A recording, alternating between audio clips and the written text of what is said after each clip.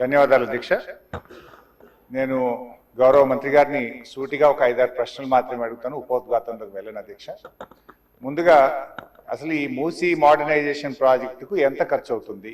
ఒకసారి ముఖ్యమంత్రి గారు 1,00,000 కోట్లు ఖర్చు పెడుతున్నామన్నారు, ఒకసారి 1,50,000 కోట్లు ఖర్చు పెడతామని డిఫరెంట్ టైమ్స్ లో డిఫరెంట్ స్టేట్మెంట్స్ వచ్చాయి.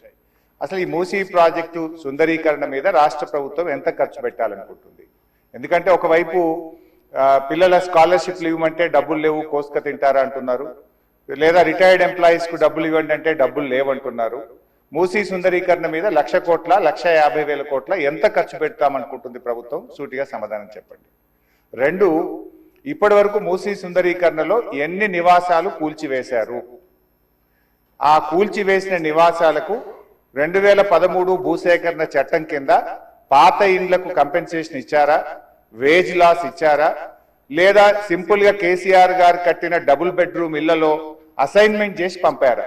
2013 భూసేకరణ చట్టం ప్రకారంగా 14.5 లక్షల రూపాయల డబ్బు ఇవ్వాలి వాళ్ళకు. పాత ఇంటికి R&Bతో ఎస్టిమేట్ చేసి డబ్బులు ఇవ్వాలి. అదే విధంగా సెలబుల్ రైట్స్ తో కూడినటువంటి 200 గజాల స్థలంలో కట్టిన ఇల్లు ఇవ్వాలి.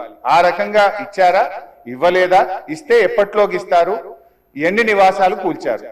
ఇంకా మీరు ఐడెంటిఫై చేసి కూల్చవలసిన ప్రభుత్వ ప్రైవేటు ఇల్లు ఎంత భూమి ప్రభుత్వ ప్రైవేట్ సేకరిస్తున్నారు? సమాధానం చెప్పండి.